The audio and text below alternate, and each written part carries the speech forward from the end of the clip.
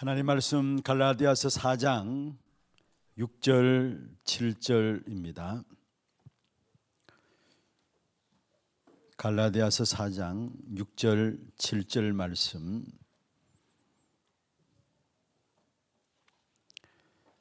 306면이 되겠습니다. 같이 한 음성으로 합독을 하도록 하겠습니다.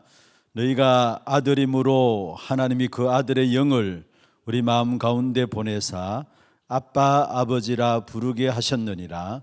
그러므로 네가 이후로는 종이 아니요 아들이니 아들이면 하나님으로 말미암아 유업을 받을 자니라. 아멘. 할렐루야. 정말 우리 교회에서 후대가 꿈을 꾸고 비전을 붙잡고 정말로 지역이 살아나는, 그래서 문화가 회복되는, 전 세계 제자들이 두 손 높이 들고 믿음을 고백하고 찬양하는 그런 축복된 교회가 되었으면 좋겠습니다. 그냥 우리가 찬양은 드리는 것이 아니라 우리의 신앙의 고백을 담고 우리의 기도를 담아서 함께 찬양함으로 정말 새 힘을 회복하는 그런 시간들 되시고, 또 올 한 해 이제 금요 기도의 첫 주로 시작하게 되었는데, 여러분 일찍 오셔서 찬양부터 진짜 우리가 하나님의 언약을 확인하고 또 마음껏 하나님을 영광 돌리는 그런 시간이 되었으면 좋겠습니다. 제가 한번 말씀을 드린 바 있습니다마는, 마음이 찹찹하고 뭔가 마음이 눌려 있을 때에 사실 찬양할 수 없는 환경들이고 또 그런 분위기들이지만은, 그러나 조용히 마음 깊숙한 곳에부터 이렇게 찬양을 하게 될 때에 나를 둘러싸고 있는 모든 흑암들이 꺾여지고 정말 하나님 주시는 평안함을 누리게 되는 그런 부분들을 느끼게 되는 것입니다. 찬양이 우리에게 기도고요, 찬양이 어떤 면에서 정말로 영적인 축복을 누리는 최고의 비밀 중에 하나가 뭐냐? 찬양입니다. 그래서 마음껏 금요 기도에 오셔서 찬양하고 말씀 붙잡고 기도하는 그런 축복의 시간들이 이 한 해도 되었으면 좋겠습니다. 저도 이렇게 우리 앞서서 금요 기도회 때마다 우리 찬양하는 목사님과 우리 같이 사역자들 찬양하는 부분들 함께 찬양의 인도를 받으면서 제가 먼저 은혜를 받아요. 그래서 저는 찬양할 때 바로 시작하자마자 들어와가지고 앉아서 함께 찬양하고 인도를 받는데, 매 시간마다 제가 먼저 은혜를 받아요. 그래서 정말로 여러분이 찬양 속에서 하나님 주시는 은혜 누리고 이 안에도 정말 하나님의 유업을 이을 자로서 승리하는 그런 축복된 응답이 시작되기를 주의 여러분 축원합니다. 오늘 2025년 하나님의 유업을 이을 자라는 주제 속에서 첫 우리 금요 기도회를 맞이했습니다. 매년마다 세상 사람들은 한 해를 시작하면서 나름대로 어떤 세상적인 계획을 세우죠. 어떻게 한 해 동안 해야 되겠다, 이런 계획을 세웁니다. 저와 여러분도 물론 그런 계획도 있어야 되겠습니다만은, 먼저 여러분은 하나님의 자녀로서 유업을 누릴 영적 계획부터 세우시길 바랍니다.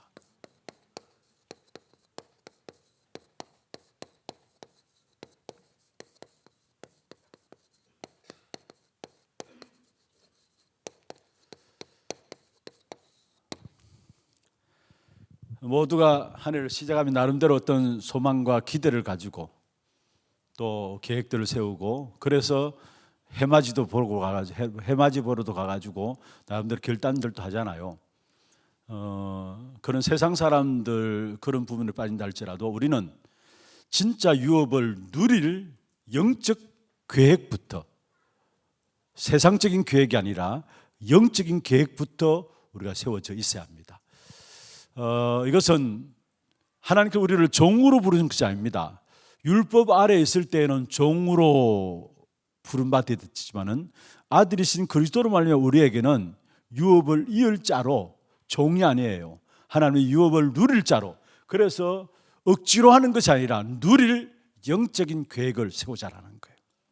누릴 영적인 계획, 부담 갖고 있는 것이 아니라 누림 속에서 나오는 영적인 계획부터 세우자라는 거예요. 그래서 먼저 지금 우리 새벽 기도를 통해서 함께 인도를 받고 있습니다. 하나님의 유업을 이을 자로 먼저는 이 유업의 축복을 누리기 위해서는 가장 중요한, 우리 한 사람 한 사람 이 안에 뭐로 쓰자고요? 예배자로 서라 했습니다. 새벽기도 첫날 같이 나누었던 부분들이죠. 하나님은 우리에게 일하기를 원하지 않습니다. 은혜 주시기를 원하세요. 그리고 하나님이 우리에게 애먹이려고 하는 것이 아닙니다. 우리에게 누리기를 원하세요. 은혜 주시는 은혜를 누리고 진짜 우리의 삶의 모든 축복을 누릴 수 있는 방법 중에 방법이 뭐냐? 예배입니다. 부담이 아니고 억지로 예배 드린 것이 아니고 마지못해 예배 드린 것이 아니라 하나님이 은혜 주시를 원하셔서 우리를 예배자로 부르셨고, 우리의 모든 누림의 최고의 축복이 뭐냐? 예배자로 서시는 것입니다. 그래서 저와 여러분 이 안에 이게 우리의 정체성입니다. 내가 누구인가? 이 사실을 알지 못하면 헛된 삶을 살고 헛된 나를 붙잡고 열심히 달려가요. 그럼 나중에 가면 어떻게 되느냐? 결국은 나중에 하면 실패하는 인생이 되어지면 그만큼 억울한 일이 있을 수 없잖아요. 그래서 중요한 것은 이 한 해 시작하면서 시작도 끝도 나는 예배함으로 정말로 하나님 주신 축복된 은혜를 받고 하나님 주신 축복된 역사를 이 한 해 누려야 되겠다. 이것만 하면 모든 현장은 정복되게 돼 있어요. 하나님이 그렇게 우리 인간을 창조하셨어요. 저와 여러분 은혜 주시는 은혜를 받고 누리면은 창세기 1장 28절에 정복하고 다스리는 그 축복된 응답이 우리에게 와지게 돼 있어요. 그래서 중요한 것은 예배자라는 것. 제가 새벽 기도회 때 말씀을 드렸죠. 매년 우리 송구 영신 예배를 드리는데 요즘은 이제 편리하게 시간을 앞당겨 가지고 이번 우리 원래 들어와서 신전 예배를 앞당겨 드렸는데 그게 2024년 마지막 10시 반에 드렸잖아요. 그런데 원래 예전에는 교회들마다, 지금도 그런 교회들이 많습니다, 딱 11시 59분까지 딱 기다렸다가 12시 딱 되면 종땡탕 치고 시작하고, 그게 영신 예배예요. 그리고 영구 마지막 한 해를 보내면서 메시지를 정리하고, 그 무슨 말입니까? 모든 우리 삶의 시작을 예배함으로 시작한다는 것. 이 한 해의 시작도 예배고 우리 인생의 시작도 예배함으로 시작한다는 것. 그리고 예배함으로 마친다는 것. 그렇습니다. 하나님께서 우리에게 주신 축복된 역사들을 누리는 그 예배, 우리의 모든 삶의 중심이 되죠. 오늘 또 말씀 속에 나오고 있습니다만은 예배를 통해 힘을 얻게 되면은 이상하게 우리의 모든 삶의 영역에 그 힘의 역사가 나타나게 돼 있어요. 여러분 알지 못하는 영적인 어마어마한 축복된 역사들이 여러분 관계된 속에서 나타나는데, 그 축복된 기본이 뭐냐? 예배 통해서 나오는 힘을 얻으면. 그래서 이 안에 예배에는 타협하지 마시고, 예배에 양보하지 마시고, 예배에는 이유가 없어야 합니다.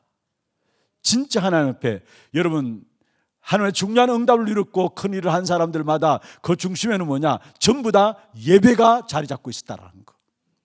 한 사람 예를 들까요? 아브라함, 단 쌓는 중심으로 하나님 무조건 축복하신 사실을 보게 돼요. 단 쌓는 중심을 가지고 있었는데 사실은 전쟁이 일어났는데 아브라함과 상관없이 하나님은 그 전쟁을 통해서 아브라함을 축복하시고, 좋은 땅을 선택해 나갔던 소돔 고모라, 좋은 땅을 선택해 나갔던 그 롯은 전쟁이 일어나는 그 사건 때문에 포로가 되어지는 일들이 일어났어요. 무슨 말입니까?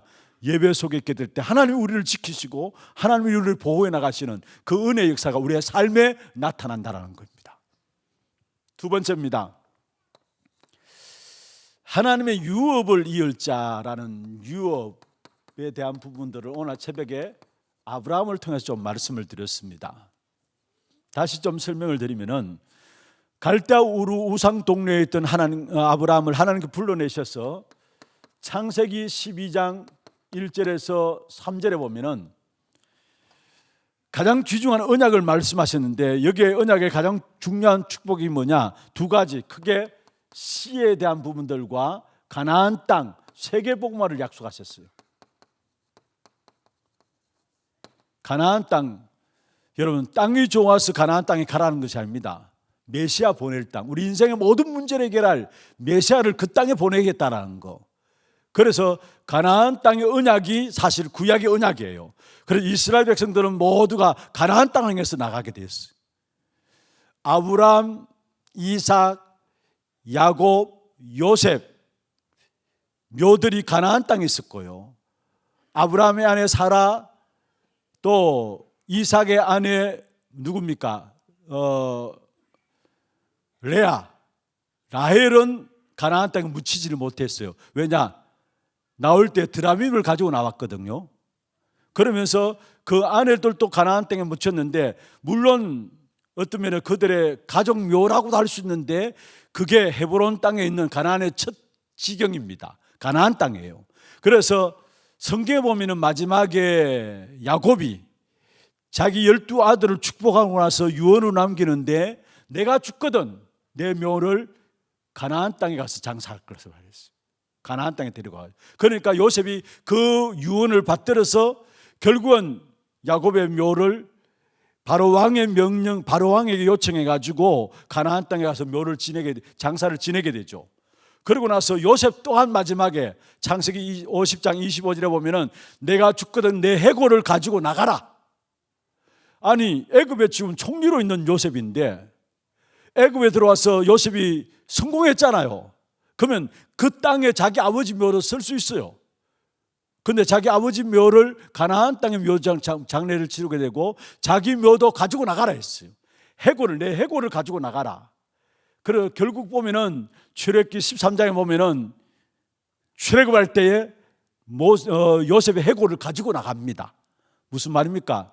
그들의 모든 중심에는 언약, 세계복음의 언약이 중심에 있었어요. 그냥 단순히 가나안 땅이 아닙니다. 가나안 땅은 육신적으로 보기에는 좋지 않은 땅이에요. 박토입니다. 박토. 좋은 땅이 아니에요. 그럼에도 불구하고 왜 가나안 땅을 이야기했느냐? 그게 우리 인생의 모든 문제를 해결할 메시아를 보내겠다라는 것, 세계복음의 약속을 이야기하고 있는 거거든요. 이 약속을 처음부터 아브라함이 주셨어요. 그런 내 씨로 말미암아 천하 만민이 복받겠다. 처음부터 내가 내게 지시할 땅으로 가라. 가나안 땅. 처음부터 주신, 아브라함에게 주신 유업이에요. 유업은 어떤 면에서 약속이라고 할 수 있는데 아브라함에게 주신 유업이에요. 이런 가운데서 사실은 창세기 13장에 보면은 그렇죠. 12장 10절 보면은 가나안 땅을 주시겠다고 했는데 당장 눈앞에 보이는 것은 눈앞에 보이는 것은 기근이 왔거든요. 그러니까 애굽에 내려가게 돼요. 그 가운데 실수를 하게 되죠. 그런 가운데 창세기 15장 1절에서 18절까지 보면은 오늘 새벽에 주었던 본문이죠. 그 당시에 늘 이제 족장 시대니까 아브라함 주변에 있는 많은 족장들이 늘 공격해 왔어요. 그래서 전쟁에 대한 두려움들이 늘 있었죠. 그리고 나이도 많았는데 아직까지 자기 씨가 없어요. 분명히 하나님께서 처음 부를 때 내 씨로 말미암아 천하 만민이 복을 받게 하겠다 했는데 자녀도 없어요. 그러니까 두려움과 함께 염려들이 있었죠.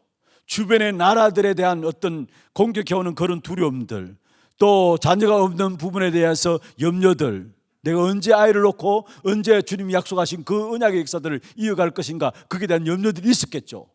그러니까 15장 1절에 나와가지고 하나님께서 말씀하십니다. 내가 너의 방패가 되어줄게. 두려워하지 말라는 겁니다. 두려워하지 말라. 나는 너의 방패다. 내가 너의 지극히 큰 상급이다 이야기해요. 15장 1절에 보면은. 그러면 또한 이야기하고 있는 것이 뭐냐? 15장 전체 결국 씨에 대한 언약과 함께 가나안 땅의 언약, 세계 복음화의 언약을 다시 이야기합니다. 심지어 내가 어떻게 그걸 믿겠습니까? 이야기하니까 아브라함이 하니까 하나님께서 이 아브라함을 데리고 나가서 이제 제사 지내는 부분을 이야기했죠. 그래서 실제로 짐승들의 짐승들을 토막내 가지고 배를 잘라 가지고 거기에 사실은 언약을 고대 근동에서는 계약을 맺을 때에 계약자와 함께 계약 맺는 사람과 계약 당하는 사람이 같이 손을 잡고 지나가는 것이 계약을 맺는 겁니다. 그런데 거기에 하나님께서 지나가셨어요. 햇불 언약이라고 하는데 햇불이 임함으로 말미암아, 그 말은 무슨 말입니까? 하나님이 지나가셨다는, 이 말은 하나님이 아브라함과 언약을 맺었다는 거예요. 언약의 주체가 누구냐? 하나님이에요. 그러면 그 언약을 이루시는 분은 누구냐? 하나님이 그 일을 이루시는 겁니다.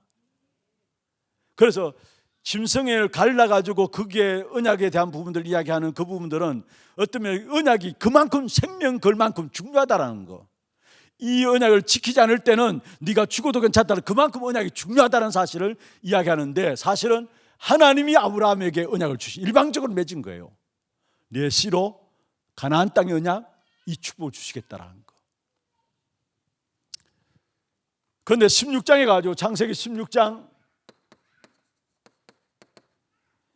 가가지고 자기가 아들이 없으니까 하갈을 취해가지고 이스마엘 아들을 낳게 되죠. 그래서 아브라함이 하나님께 이스마엘이나 하나님 앞에 쓰임받기를 원합니다 이야기했어. 그런데 16장 마지막 16절입니까? 여기에 이스마엘을 낳았는데 이때 아브라함의 나이가 86세라 했어. 그리고 17장 1절에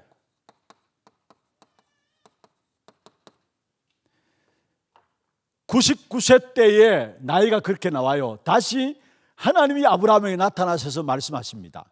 99세 때에 또 말씀하신 것이 뭐냐? 내 자녀를 주겠다. 내년 이맘때에 내 씨를 주겠다라는 거. 똑같이 씨와 함께 세계복음 언약을 말씀하셨어요. 그러니까 17장에 아브라함이 도저히 있을 수 없는 일이니까, 내가 99세인데 어떻게 아들을 낳느냐, 있을 수 없는 일이라 가지고 웃었어요. 그 말, 하나님 말씀에.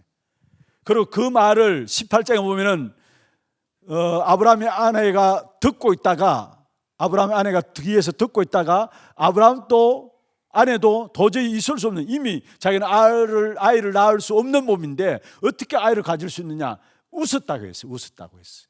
그리고 하나님께서 18장에 보면은 아브라함의 아내에게, 사라에게 이야기합니다. 네 왜 웃느냐? 내가 하지 못할 일이 하지 못할 일이 없는 건 네가 알지 못하는, 네가 왜 웃느냐? 이렇게 이야기합니다. 그래서 아브라함이 사례가 내가 언제 웃었습니까? 이렇게 나오거든요. 그게 18장에 나와요. 그런데 결국은 13년 동안에 하나님이 멈추어서 있다가 나타나서 다시 씨에 대한과 세계복음 언약을 말씀하시면서 창세기 21장 1절에 3절에 보면은 결국은 하나님이 약속하신 대로 사라에게 이삭을 주셨어요. 아들을 주셨어요. 씨에 대한 언약 성취하기 위해서. 그리고 여러분 잘 아시듯이 창세기 22장에 보면은 이 이삭을 바치라는 시험을 당하게 되죠. 어쩌면 아브라함에 있어 최후의 시험입니다. 그리고 그 시험을 통과한 후에 16절 18절에 보면은 완전히 또다시 이 부분에 처음 아브라함이 주셨던 이 언약을 계속해서 또다시 성취시키는 사실을 봐요. 내 씨가 대적의 문을 얻으리라. 내 씨로 말하면 천하 만민이 복을 받겠다. 똑같은 언약의 역사들을 이어가는 것을 봅니다. 언약은 누가 세웠느냐? 하나님이 세우시고 하나님이 이루신다라는 거. 그렇다면 우리가 누리는 부분들이 뭐냐? 하나님 주신 언약 약속만 붙잡으면 돼요. 우리는. 그러면 그 약속을 누가 이루느냐? 하나님이 이루신다라는 거. 어쩌면 구약 전체, 신약까지 해서 전체가 그에 대한 부분들입니다. 하나님이 이 언약의 역사들을 대를 이어서 계속 이어갔다는 거, 절대 끊어지지 않도록. 그래서 아담에게 주셨던 언약, 아벨에게 주셨던 언약, 가인이 죽고 나서 셋을 세워가지고 그 언약을 이어가고, 창세기 5장에 보면 믿음의 족보에 대한 아벨의 족보에 대해서 나오고, 또 6장에 노아를 통해서 언약을 이어가고, 10장에 보면은 결국은 또 믿음의 조상들 족보에 대해서 나오고, 12장에 결국은 아브라함, 이삭, 야곱, 요셉 쭉 이어서 모세, 여호수아 계속해서 뭡니까? 그 시대마다 그 언약을 붙잡은 사람을 통해서 하나님 그 언약의 역사를 이루어갔던 사실들을 보게 되는 겁니다. 중요한 것은 우리는 하나님 주신 약속만 잡으면 돼요. 그러면 이 안에 2025년을 시작하면서 우리에게 주신 유업이 뭐냐? 크게는 전도와 선교 그 자체가 유업입니다. 세계복음화 그게 약속 유업이에요. 그런데 우리에게 구체적으로 이 안에 누려야 될 유업은, 약속은 뭐냐? 세 가지들입니다. 이 안에 우리에게 구체적인 약속으로 주신 부분들은 뭐냐? 금토일 시대입니다. 그리고 묵상운동입니다. 이 부분을 우리가 같이 살펴보겠는데 나중에 이제 새벽 기도 통해서 또 우리가 확인하고 메시지를 좀 정리하겠습니다. 237을 품는 세 가지 뜰. 우리 후대를 놓고 집중해서 달란트를 찾을 수 있도록 복음을 개인화시키는 금토일 시대, 후대를 세우는, 복음을 개인화시켜가지고 후대를 세워나가는 금토일 시대. 다 병들어 있습니다. 그래서 정말로 시대를 치유하는 묵상운동. 237 치유 후대, 후대 237 치유. 여러분 순서는 어때도 괜찮아요. 어떻든 작년 한 해 우리가 237 치유, 그 다음에 후대 영혼에 대한 응답들을 놓고 기도했는데 같은 기도입니다. 사실은 세 가지 뜰, 금토일 시대, 묵상운동. 올 한 해 우리에게 주신 유업입니다. 우리 오늘 오색진 목사님 찬양 인도하면서 이 유업이 나의 유업이 되도록 이야기했어요. 나의 유업이 되도록. 정말로 이 안에 기도하면서 이 유업이 나의 유업이 되도록 여러분 이 축복을 누리게 되기를 주의 이름으로 축원합니다. 하나님께서 우리 교회에 말씀 흐름 속에 인도받아 오는 가운데서 그냥 우리 기도 제목들 내놓은 게 아니잖아요. 계속 말씀 흐름 속에 인도해 받아 나오는 가운데서 올 한 해는 우리에게 주신 유업으로 이 세 가지 뜰, 금토일 시대, 묵상운동 이걸 딱 잡았어. 여러분의 유업이 됨으로 말미암아 이 약속을 하나님께서 어떻게 행하여 나가시는가 그 사실을 믿음으로 볼 수 있는 그런 축복이 있기를 주의 이름으로 축원합니다. 그러면 오늘 첫 번째 유업을 누릴 영적 계획부터 먼저 세우라 했는데 오는 주일이 청지기 주일입니다. 제가 매년 청지기 주일을 앞두고 이 메시지는 계속해서 살펴봤던 내용입니다. 먼저 첫 번째 어떤 영적인 계획을 세우느냐, 예배를 회복하는 자가 되자라는 것. 이 영적인 계획을 세우길 바랍니다. 예배를 회복하는 자가 되자. 갈수록 예배에서 우리 삶이 멀어질 수밖에 없어요. 시대 자체가 진짜 시대를 제대로 알면은 예배만이 나를 살리고 예배만을 나를 지킨다는 사실을 아는데 시대를 제대로 모르고 악한 사단에 속아가지고 갈수록 나도 모르게 모든 환경과 문화 모든 것들이 점점 우리를 예배에서 멀어지게 만들어요. 그렇지 않나요, 여러분? 지금 우리의 현장을 놓고 보십시오. 진짜 현장을 제대로 본다면은 예배만이 나를 지키고 내가 하나님께 예배드리는 것 물론이지만 예배를 통해 나를 지킨다라는 것, 재앙 가운데서 나를 지킨다는 걸 알게 될 건데 앞으로 오고 오는 세대에 4차 산업혁명, 5차 산업혁명 접어들면서 많은 영적인 문제들을 통해서 많은 우리도 이해할 수 없는 고통들이 오게 됐는데 그 속에 어떻게 우리가 승리할 것입니까? 진짜 하나님 주시는 영적인 힘을 얻지 못하면 승리할 수가 없어요. 다 영적 문제 속에 빠질 수밖에 없는 거예요, 사실은. 그런 가운데 나를 지키는 것이 뭐냐? 예배예요, 예배. 그래서 이 안에 정말 다른 계획 이전에 첫날 새벽 기도에도 말씀드렸습니다마는 여러분 내가 예배자로서 우리의 모든 삶이 예배 중심한 삶으로서 예배를 회복하는 축복을 누리자는 것. 예배를 회복하자는 것. 예배를 회복하는 자는 이 영적 계획을 딱 붙잡고요. 두 번째로 하나님께서 우리에게 복음을 주셨습니다. 그 복음은 완전한 것입니다. 모자라야 하나요? 그런데 그 완전한 복음을 내 것으로 누려야 되잖아요. 복음이 모자란다면은 그 문제 있지만은 모자라지 않기 때문에 우리는 뭐냐? 복음 속에 깊이 들어가야 돼요. 그 복음 속에 깊이 들어갈 수 있도록 우리에게 무엇을 주셨느냐? 여러 가지 훈련들을 주었어. 많은 사람은 그렇게 이야기하잖아요. 아니 무슨 훈련이냐? 복음이면 됐지. 예, 복음이면 되기 때문에 훈련이 필요한 거예요. 저와 여러분이 구원받을 때 복음으로 말하면 구원받잖아요. 그러면 구원 이후의 삶도 복음으로 인도받아야 되는 삶이에요. 그런데 우리도 원치 않게 악한 사단이 어떻게든지 하나님의 자녀이 된 축복을 놓치도록 만들기 위해서 우리에게 공격해 오는데 뭘 공격해 오느냐? 시간만 되면 때만 되면 복음을 놓치도록 만들어요. 그렇다면 우리가 날마다 복음 속에 들어가기 위해서는 복음이 다라면은 그 복음 속에 들어가기 위해서는 뭐냐? 나도 모르게 내 안에 있는 잘못 각인된 것들을 벗어버려야 되잖아요. 뭐를 통해서? 훈련을 통해서. 진짜 하나님 주실 체질, 응답 받을 수밖에 없는 체질들로 만들어가야 되잖아요. 그 축복이 뭡니까? 훈련을 통해서. 아니 그렇게 말하시는 분이 있더라고요. 복음은 다 되는데 무슨 훈련이 필요하냐. 복음이 다기 때문에, 복음은 충분하고 모자람이 없기 때문에 훈련을 통해서 그게 내 것이 되도록, 내게 각인되고 뿌리내리고 체질되도록 하는 겁니다. 그게 훈련이에요 사실은. 세 번째입니다.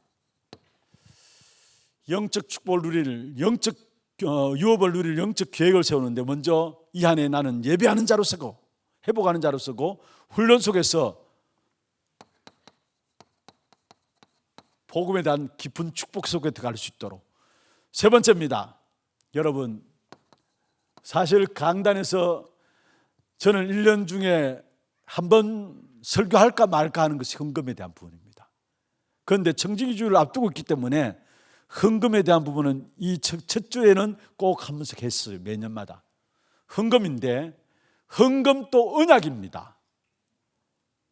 헌금도 언약이에요. 그래서 헌금이, 여러분, 예배 마치고 헌금하는 게 아니라 예배 중에 헌금 시간이 있어요. 마치고 헌금하는 게 아니라, 우리가 예배 중에 헌금하지 마치고 예배 헌금하는 게 아니잖아요. 예배 중에 헌금이 있어요. 그 말은 무슨 말입니까?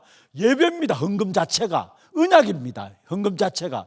그래서 저와 여러분에게 하나님께서 주시고자 원하는 참된 빛의 경제를 주시기를 원하시는데, 이 축복을 누리기 위해서는 진짜 나에 대한 헌금에 대한 계획이 있어야 합니다. 헌금에 대한 계획. 요 세 가지를 가지고 먼저 우리가 영적 계획부터 세우십시다. 분명히 하나님은 유업으로 이 축복의 역사를 누리도록 하실 것입니다. 이 축복을 유업으로 누리기 위해서 먼저 우리에게 영적 계획이 있어야 되는데, 예배 회복하는 자가 되어야 되겠다는 것.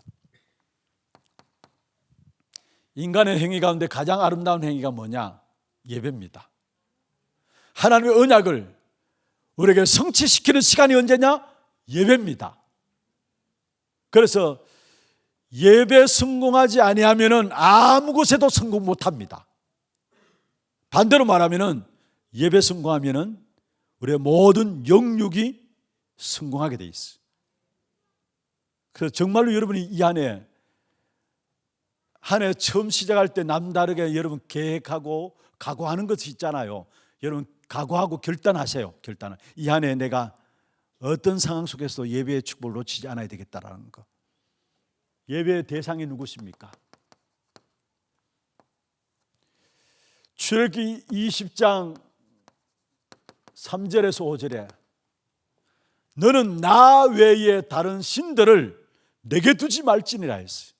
우리는 하나님만을 예배하는 겁니다. 다른 신, 3절에 말하고 있으면 나 외에 다른 신들을 네게 두지 말지니라. 다른 신 우상 숭배하는 자는 3, 4대가 망한다고 4절 5절에 말하고 있어요. 우리도 모르게 우리 안에 하나님 외에 다른 어떤 면에서 신들을 내 안에 너무나 많이 가지고 있어요. 진짜 온전히 하나님께만 영광 돌리는 그 예배가 여러분에게 있기를 바랍니다. 예배의 대상은 오로지 하나님뿐이십니다. 마태복음 4장 10절에 보면은 주 너희 하나님께 경배하고 다만 그를 섬길지라. 주 너희 하나님께 경배하고 다만 그를 섬길지라. 다만 그를 섬길지라. 그만을 예배하란 말이에요. 하나님께 경배하고 그만을 예배하라는 겁니다. 계시록 5장 12절 13절에 보좌에 앉으신 이와 어린 양에게 경배와 찬양과 영광을 돌릴지어다 했어요. 예배의 대상입니다. 두 번째입니다. 예배의 내용은 무엇입니까? 예수 그리스도입니다. 그래서 히브리서 10장 19절 20절입니까? 히브리서 10장 19절 20절에 보면은 예수 그리스도의 피를 힘입어 성소에 들어갈 담력을 얻었느니라.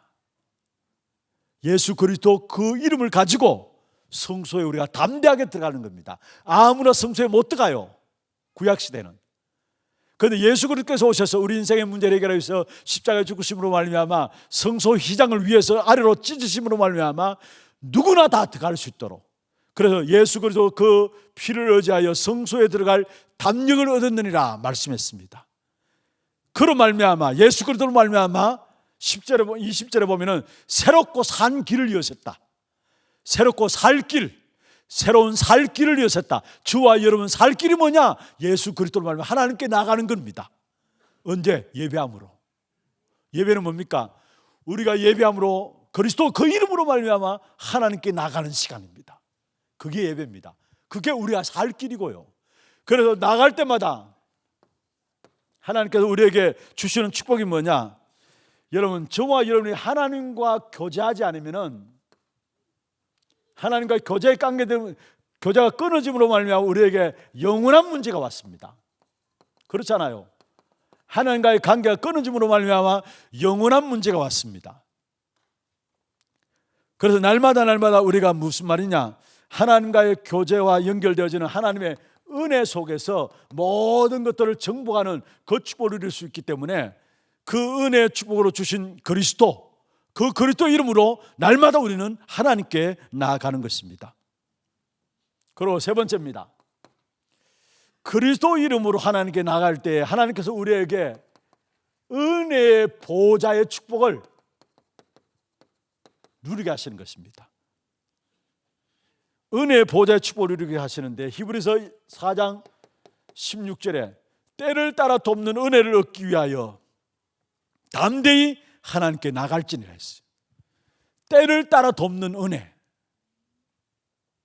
보좌에서 하나님께서 은혜의 보좌에서 우리에게 때를 따라서 돕는 그 축복을 주시는데, 여러분 우리가 때를 따라 주님의 은혜를 힘입지 못하면은 결국은 우리는 뭡니까? 열심히 사는데 피곤해요. 공부해요. 뭔가 지치게 되고요. 힘들게 되고요. 뭔가 되는 것이 없어요. 그게 하나님을 떠나서 영적인 고갈에 오면은 그렇게 됩니다. 그러나 진짜 하나님을 만남으로 하나님 주신 은혜를 얻게 되면은 그 은혜 역사들이 내 가정과 산업 속에, 내 현장 속에, 내 학업 속에 그대로 흘러 들어가게 됩니다. 그래서 실제로 하나님의 역사는 뭐냐? 하나님 우리에게 은혜 주셔서 그 은혜 받은 부분들이 나로 말미암아 내 가정에, 나로 말미암아 내 자녀에게, 나로 말미암아 내 산업 현장에, 그래서 은혜가 흘러 들어가서 그 은혜로 말미암아 모든 것이 살아나는 이 축복된 역사를 우리에게 허락하셨다라는 거. 그래서 여러분이 사명감 가지고 예배를 통해서 은혜 받기를 바랍니다. 예배를 통해서 여러분이 은혜 받는 만큼 여러분 관계된 모든 현장은 살아나게 돼 있어요. 그렇지 않으면은 영적인 고가람이 여러분에 오게 되면은 여러분 관계된 모든 사람이 죽게 돼요. 여러분 살아나야 여러분 관계 있는 사람이 살게 됩니다. 그래서 사명감 가지고 그리스도 이름으로 예배함으로 말미암아 주시는 은혜를 누리기를 바랍니다. 은혜 보좌 앞에 날마다 담대히 나가시길 바랍니다. 그렇게 되어지면은 이 예배를 통해서 하나님의 계획이 하나하나 이루어짐을 봅니다. 우리는 당장은 알지 못하지만은 예배 드리고 은혜 받을 때마다 나도 모르게 내 안에 하나님의 계획이 하나하나 이루어져 가고 있어. 당장 잘 모를 수 있어요. 그러나 분명한 것은 예배 때마다 우리가 은혜 받게 될 때 그때마다 하나님께서 내 안에 나를 향한 하나님의 계획이 하나하나 이루어지게 돼 있는 것이고요. 그러면 어떻게 되느냐? 나중에 싸우지 않고도 이기는 축복이 있게 돼 있어요. 어느 날 보니까 응답의 자리에, 어느 날 보니까 승리의 자리에, 어느 날 보니까 정복의 자리에 딱 서 있는 거예요. 예배자로 딱 서 있게 될 때에 진짜 은혜의 보좌의 역사가 여러분 삶의 현장에 나타나기를 바랍니다. 그래서 정말로 싸우지 않고도 승리하는, 경쟁하지 않고도 승리하는 그 축복된 하나님 주신 은혜, 그 역사들 날마다 여러분 누려가시길 바랍니다. 네 번째입니다. 예배에서 크게 두 가지로 좀 살펴볼 수 있죠. 날마다 성전에서, 날마다 집에서.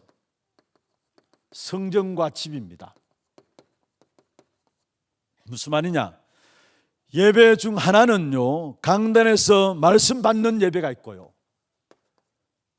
강단에서 말씀을 받는 예배가 있고요. 말씀 받는 예배라고 하면은 두 번째로 이 강단에서 받은 말씀을 현장에서 확인하는 것, 이 또한 예배입니다. 그래서 여러분이 주일날 말씀 받을 때에 그 말씀이 당연히 여러분 삶의 월, 하, 수, 목 살아가는 삶에 그 말씀이 연결되어서 보여져야 됩니다. 주일날 교회 와서 예배 드리는데 말씀 받는데 한 주 안에 보여져야 돼요. 그게 정상적인 신자예요. 현장을 통해서 확인하는 예배. 정말로 이 한 해 많은 말씀들 나눌 수 있지만 가장 먼저는 진짜 여러분의 모든 축복의 근본이 될 수 있는 예배 회복. 마지막 때 히브리서 10장 25절에 말씀하고 있는 것처럼 사단이 모기를 피하는 세상 사람들을 어떤 습관과 같이 하지 말라고 했습니다. 모이지 않습니다. 교회는 갈수록. 여러분 정말로 여러분 교회에 모여서 함께 예배 드리는 것, 성도가 서로 교통하는 것, 이 축복된 예배를 통해서 은혜의 역사들이 날마다 체험되므로 이 은혜의 역사가 여러분 모든 삶의 현장에 전달되어지고 그것으로 말미암아 모든 삶의 현장에 하나님의 계획과 함께 하나님 나라가 이루어지는 그 축복의 역사들을 체험하는 여러분 되기를 주의 이름으로 축원합니다. 아무리 강조해도 지나치지 않는 부분들입니다. 예배는 이상하게 가면 갈수록 여러분 예배 중심한 삶의 최우선을 딱 두지 않으면은 나도 모르게 여러분 모든 환경들이 사건들 만들어 가지고 어떻게 하든지 예배 드리지 못하도록 해요. 예배 드리지 못하도록. 그래서 여러분 우리 하나교회 모든 성도들은 예배 하나 잘 드렸는데 하나님 그 모든 것 책임지시다는 이 사실에 증인되기를 바랍니다. 우리 모든 하나교회 중직자들도 마찬가지입니다.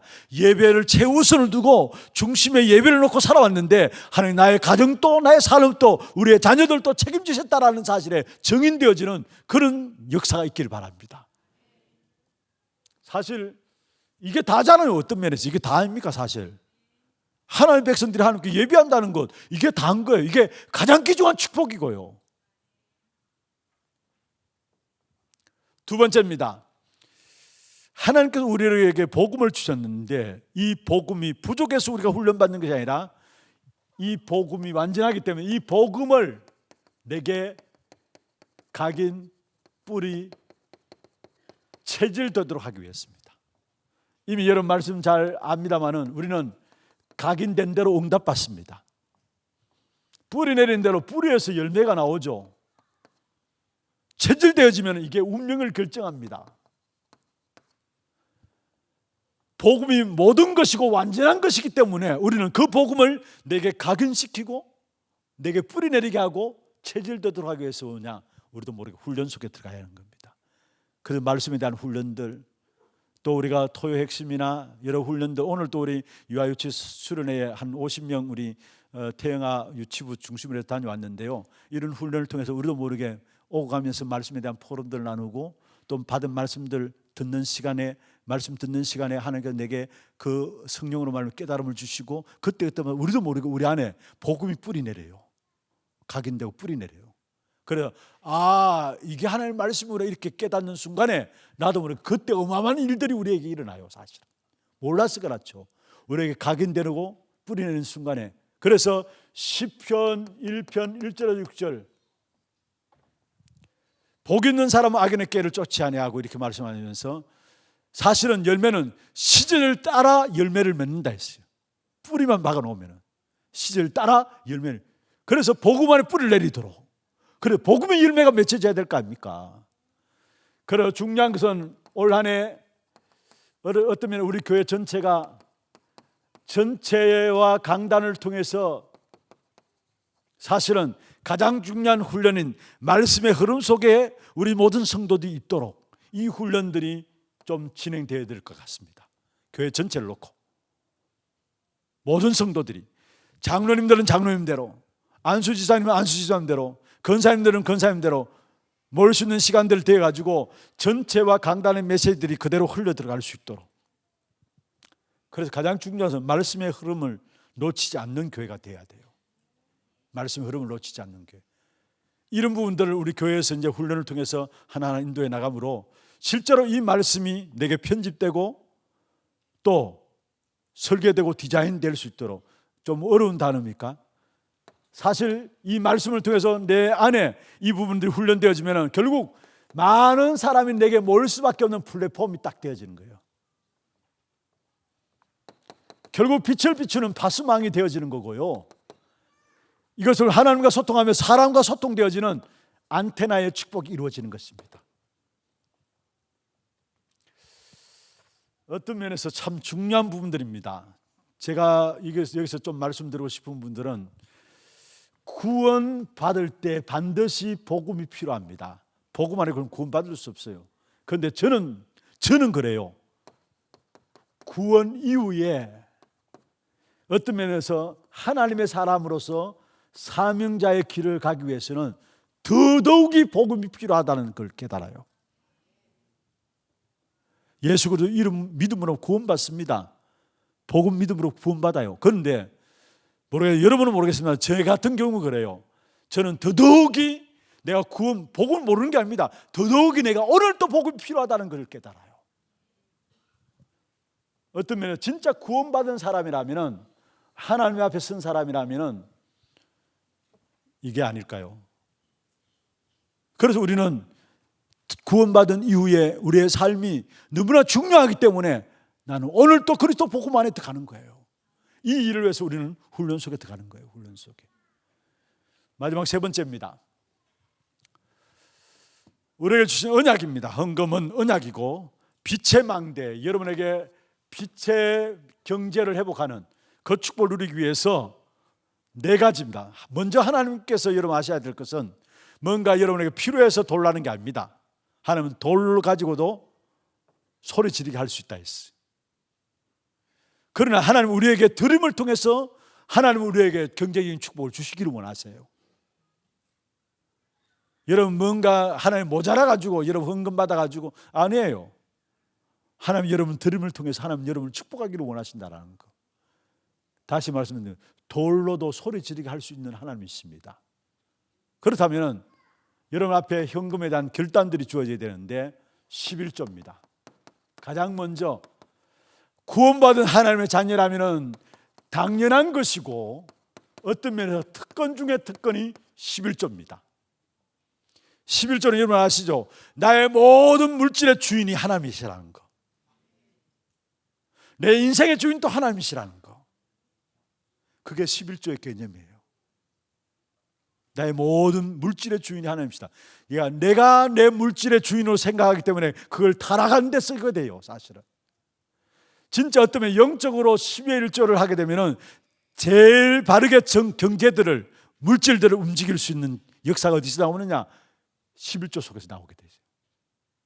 돈을 허튼 데 쓰지 않는 진짜 11조를 하게 되면 하나님 원하시는 방향 따라서 물질을 쓸 수밖에 없는 그런 삶을 우리를 축복하시게 되어 있어요. 그리고 육신적으로도 하나님 축복하시는데 말라기 3장 한번 보십시다. 성경에 말라기 3장 이 11조에 대한 부분들인데 10절에서 12절 한번 읽어보세요. 말라기 3장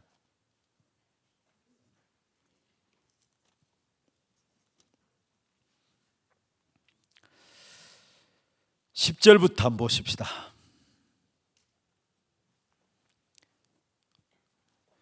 9절에 보면은 그 앞에 있다. 8절부터 한번 보십시다. 8절부터 같이 한번 12절까지 시작. 사람이 어찌 하나님의 것을 도둑질하겠느냐? 그러나 너희는 나의 것을 도둑질하고도 말하기를 우리가 어떻게 주의 것을 도둑질하였나이까 하는도다. 이는 곧 11조와 봉헌물이라. 너희 곧 온 나라가 나의 것을 도둑질하였으므로 너희가 저주를 받았느니라.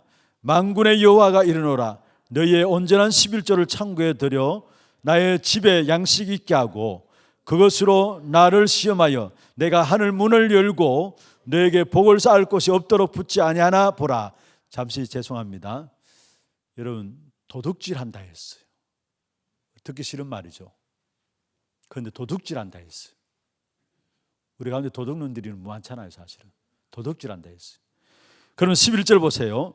같이 읽어보십시다. 만군의 여호와가 이르노라. 내가 너희를 위하여 메뚜기를 금하여 너희 토지 소산을 먹어 없어지지 못하게 하며 너희 밭에 포도나무 열매가 기한 전에 떨어지지 않게 하리니 너희 땅이 아름다워짐으로 모든 이방인들이 너희를 복되다 하리라. 만군의 여호와의 말이니라. 할렐루야.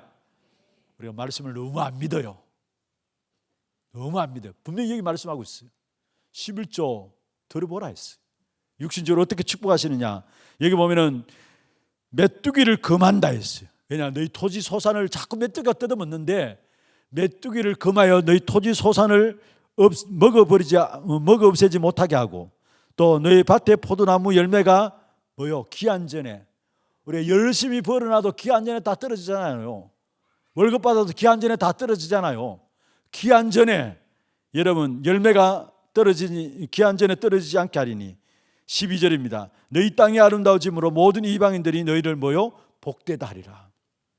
육신적으로도 축복하시겠다는 것이 11조의 언약입니다. 여러분, 우리 렘넌트들, 나는 용돈 받는데요, 얼마 안 되는 용돈, 거기서부터 시작하세요. 많이 주어지 못해요. 놀라서 못해요. 아까워서 못해요. 그러니까 작을 때부터 할 때 연습되어지면은 커도 쉽게 할 수 있어요. 우리 렘넌트들 기억하세요. 얼마 안 되는데 거기서부터 하세요. 훈련하세요. 그러면은 커도 그게 시험 들지 않고 할 수 있어요. 작을 때부터. 록펠러가 그랬잖아요. 사실 11조. 아주 작을 때부터 11조를 해가지고 결국은 그 축복이 얼마나 엄청난 것인가를 우리에게 말씀하고 있잖아요. 록펠러. 육신적인 증거의 역사예요, 사실은. 두 번째입니다. 그래서 여러분 기도할 때 11조를 통해서 나와 내 자녀들이 11조를 통해서 주의 종과 교회를 살리는 축복을 누리게 하옵소서. 언약 잡고 주의 종들을 살리고 교회를 살리는 축복을 11조를 통해서 누리게 하옵소서. 언약으로 잡고. 두 번째입니다. 하나님께서 우리 교회를 축복하신 부분들이 이유가 있다면 선교 때문이죠. 선교헌금.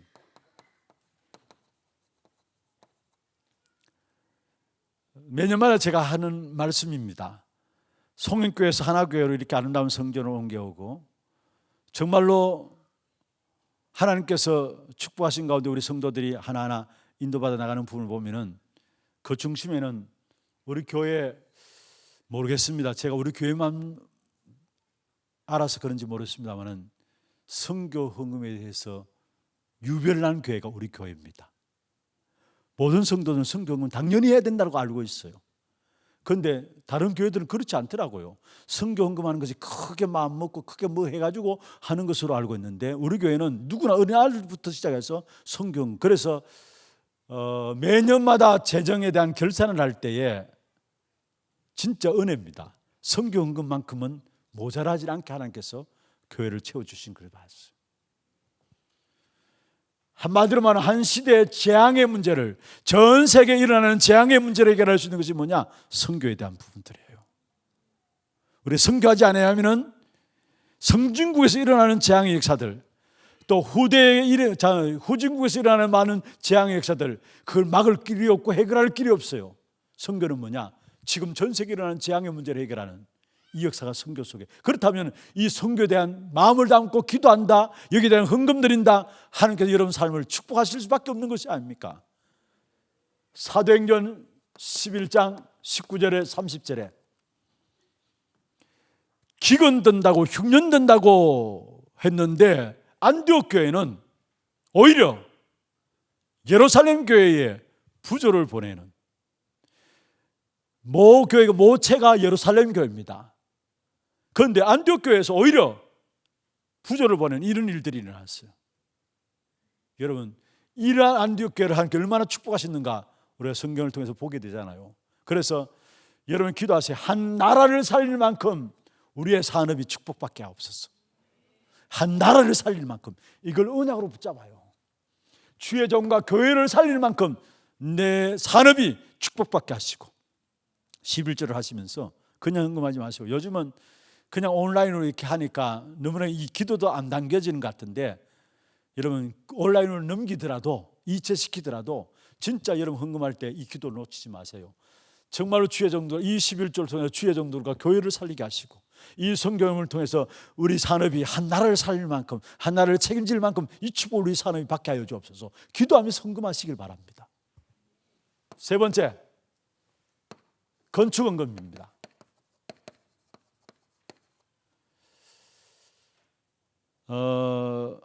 재앙과 전쟁의 역사가 교회가 교회로서 사명 감당하지 못할 때에 시대에 전쟁이 일어났고 재앙의 역사가 일어났어요. 그렇다면 올바른 복음 가진 교회가 하나 세워져 있다. 지역의 문화를 바꾸게 돼 있어요. 여러분, 이 상인동에 큰 절이 하나 서 있다. 그러면 모든 사람이 그 영적인 영향을 받게 되잖아요. 반대로 이 지역에 정말 복음 전하는 정말 훌륭한 교회가 하나 세워져 있다. 그러면 저절로 영적인 영향이 이 지역 문화 속에 흘러 들어가게 돼 있어요. 사실은 우리 하나교회 이쪽으로 옮겨져 가지고 입당 예배할 때 달서 구청장이 오셔가지고 축사를 하는데, 앞으로 하나교회 때문에 이 상인동에 웃음과 기쁨이 넘치는 역사가 있으면 좋겠습니다.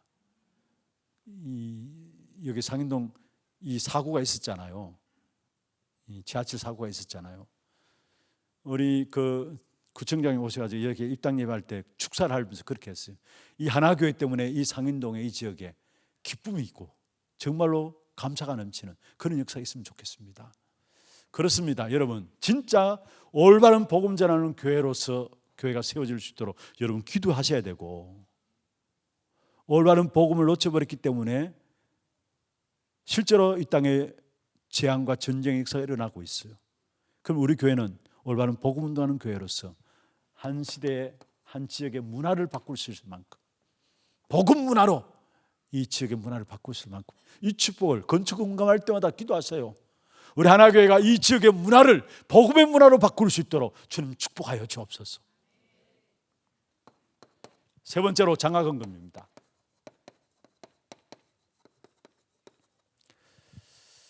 미래 언약이죠. 어쩌면 우리 교회 헌금들 명목이 쭉 있는데 제일 부자는 이 파트입니다. 진짜 축복이죠. 선교에 대해서 안다는 말이고 후대가 얼마나 중요한 걸 안다는 말이에요. 이 장학헌금 제일 재정적인 분이 빵빵해요.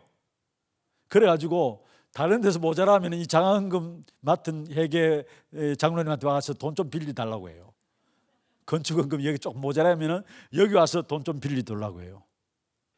무슨 말씀을 드리고 싶으냐, 정말 우리 성도들이 선교나 후대에 대한 부분들은 남다른 것 같아요. 하나님 가장 기뻐하시는 일이 아닐까요? 세계복음화와 내 후대를 통해서 천하 만민의 복을 받겠다. 어쩌면 하나님의 가장 중심에 속에 있는 거예요. 그래서 성경에 보면은 정말로 이 렘넌트 언약을 붙잡은 사람들에게 하나님은 앞뒤 전으로 축복하신 사실을 봐요. 하나님의 가장 큰 관심이 어디 있느냐? 후대예요. 후대. 그런데 이 일에 감사하게도 우리 하나교회가 이게 중심을 가지고 있다는 거. 미래 언약입니다. 미래 언약. 그래서 정말로 우리 후대들이 흑암의 문화 속에 빠지지 않도록, 정말로 장학헌금을 통해 우리 후대들이 흑암 문화를 바꿀 수 있는 이런 후대들이 일어날 수 있도록 기도하면서 헌금하시길 바랍니다. 언약으로 붙잡으세요. 언약으로 하나님께서 주시고자 하는. 그래서 오는 주일에 청지기 주일로서 우리 교회는 매년마다 11조는 당연한 거고요. 여기에 건축헌금, 성교헌금, 또 장학헌금, 이거는 매년마다 작정을 해가지고 매달 내가 11조, 이거는 개인의 재산 따라서 하면 되고, 그 다음에 건축헌금을 하겠다, 성교헌금을 하겠다, 남들 마음에 결단을 가지고 작정하는, 그게 청지기 주일입니다. 이번 주일에도, 오는 주일에 아마 지난주에 여러분 그 양식들 나갔죠. 거기에 여러분 기도하면서 진짜 한 해 빛의 경제가 있어야 됩니다. 우리의 산업에 빛의 경제가 있어야 돼요. 다 어렵다 할지라도 진짜 하나님 축복하시면 그 축복은 아무나 막을 수 없는 거예요. 돈을 많이 가지고 있으면서도 어렵게 가난하게 살아가는 사람이 있고, 돈이 없는데도 부유하게 많은 사람을 살린 일에 쓰임받게 살아가는 사람이 있어요. 그렇잖아요. 가지고 있다 없다 그게 중요한 게 아닙니다. 아무리 많이 좋은 것을 갖고 있으면 뭐합니까? 아무리 많은 경제를 갖고 있으면 뭐합니까? 없다 할지라도 그걸 없는 그것까지도 사람을 살리고 사람을 돕는 일에 쓰임받을 수 있다니까요. 그래서 여러분 진짜 이 부분을 놓고 기도하세요. 빛의 경제 회복해야 합니다. 우리가 세계복음화를 있어서 돈 때문에 어려움 가운데 빠진다면 그거는 그렇잖아요. 진짜 회복해야 합니다. 빛의 경제. 여러분 가정이 회복해야 합니다. 언약을 잡고 기도하세요. 요 세 가지 유업을 누릴 영적 계획을 세우는데 청지기주를 앞두고 이 안에 나는 예배 회복하는 자가 되어야 되겠다. 예배 회복하는 자가 되겠다. 진짜 훈련 속에서 더욱더 복음의 깊은 뿌리들을 내야 되겠다. 그리고 정말로 빛의 경제를 회복하기 위해서 나에 대한 헌금 결단해야 되겠다.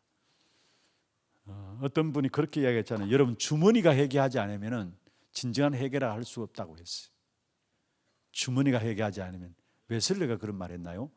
주머니가 회개하지 않으면 우리 자신을 제 자신을 보면서 회개할 것이 많다라는 생각이 나요. 주머니가 회개하지 않으면 여러분 진정한 회개가 안 된다고 했어요.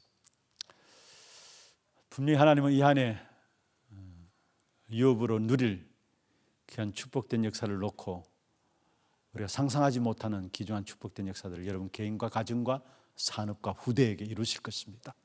승리하는 여러분 되기를 주의 이름으로 축원합니다.